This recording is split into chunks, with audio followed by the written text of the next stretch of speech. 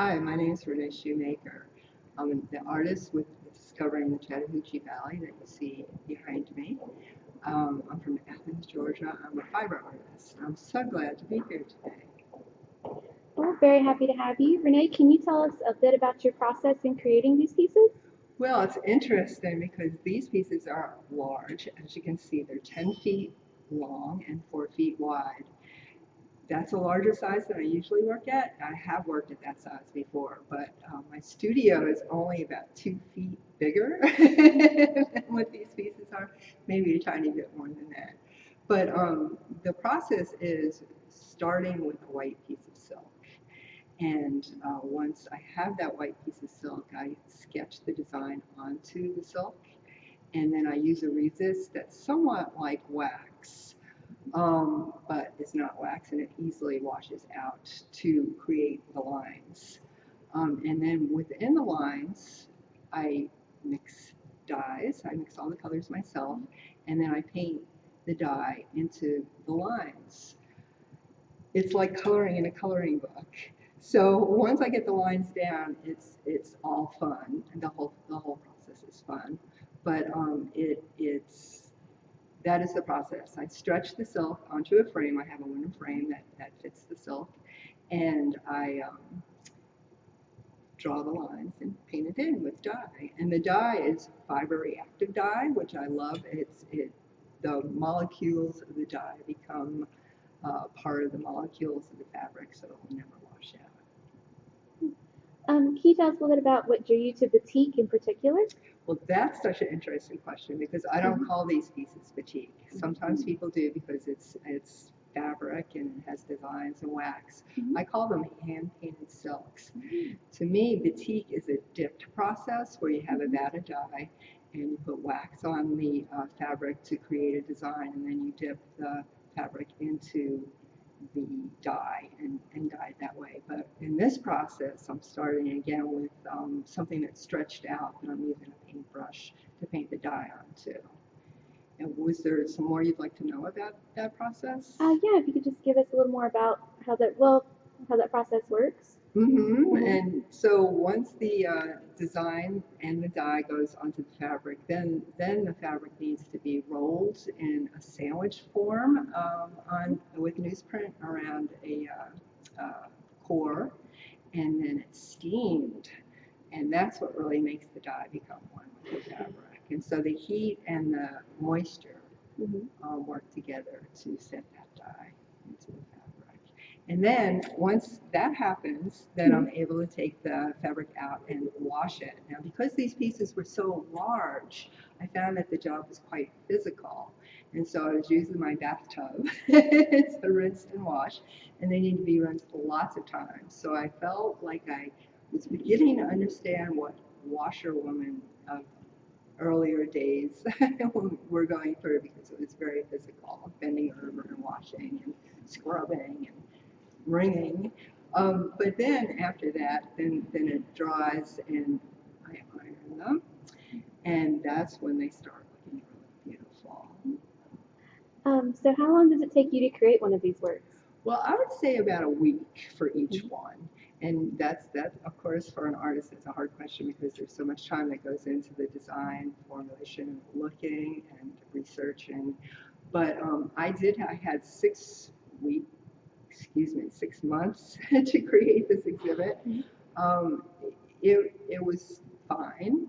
Um, and probably if I'd had more time, I would just taken more time.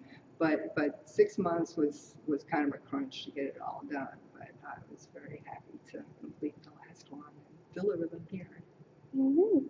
So how do you select a subject for your work?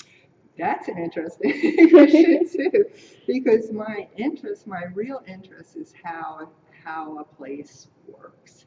What is a sense of place? What makes a place unique? And as I was coming to the museum this morning, I was thinking, well, this is so wonderful because I don't have to say this is what I want to do anymore. This is what I am doing. And I do it in my hometown. I've been having exhibits in my hometown for a long time. I go to other towns around Georgia, and I've even had shows in Paris, France. But Columbus invited me to do this, and for me, that was a big milestone in my life to have a commission like this. That and they knew I was a stranger. The museum knew I was a stranger. They knew I wasn't from Columbus, and I was able to come into this town and discover it, and discover the Chattahoochee Valley, and find out what the river is really about. It's not just a river, you know. It's a lifeline. It's what this city is here for. And then you have the trains and the planes and the bicycles and the pedestrians. And for me, that's all very, very exciting. So beyond all that, just walking around and seeing the architecture, seeing how the architecture of Columbus has been kept. And I can see so many decades and so many styles in architecture. And I love the way the town was laid out on a grid. That to me is very exciting because I usually work in squares, and I'm very attuned to squares, and knowing that the museum logo is grid and the downtown is a grid, I actually created a piece that put those two things together.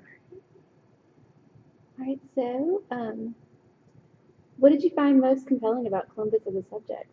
Well, I think I I talked think you about did that a answer little that, bit just yes. a minute ago. But and beyond the architecture and the layout and the transportation, it feels good here. The people are really relaxed. The downtown is wonderful, quiet, all around town. The people of Columbus have really opened up their hearts and their homes to me and shared their stories with me. And everyone I talk to that I ask questions of, they're just really willing to give me their time and their view of Columbus and what they love about it. So that really informed my artwork also. Right, so what is your main challenge you face when beginning one of these pieces or a similar piece? I wouldn't say there are any challenges. One of the things I like to do with my artwork is begin with a subject. And once I have that subject and begin sketching it, what I do is simplify the design. I actually simplify every time I work with it. I'm simplifying. So it's not quite abstraction, but I am thinking about what is the essence of this design? What is it that speaks to me about this design? For example, there's one piece that's from Eufaula, Alabama, and it is of a house, but my favorite part of that house is the little diamond design in the railing on the porch. So those are the kinds of things that really excite me. The design elements are fun. So if there's a challenge, it is for me to tweak out what it is about this scene that intrigues me. So what inspired you to become an artist? Oh, well, I'm one of those artists who would say I've been an artist all my life. When I was a child, I was encouraged to create artwork, which I thank my kindergarten teacher for greatly because that informed that let my parents know that I had something that they should help me work with. And so I've done art all my life. I've done all the different kinds of things. I really enjoyed learning contour drawing, which I think you can tell in my work. And learning perspective was really important, but now as maybe we can call me a mature artist, I can let go of that perspective, but it's so important to know the rules of art and how the world works so that you can start playing with that as an artist. All right, last question. So do you have any advice for any young artists? Oh, yes. Well, never be shy. Always keep your always keep your ideas fresh, and don't be shy to share them with others. I think there's a point where in growing up where children often start feeling shy about sharing what they do.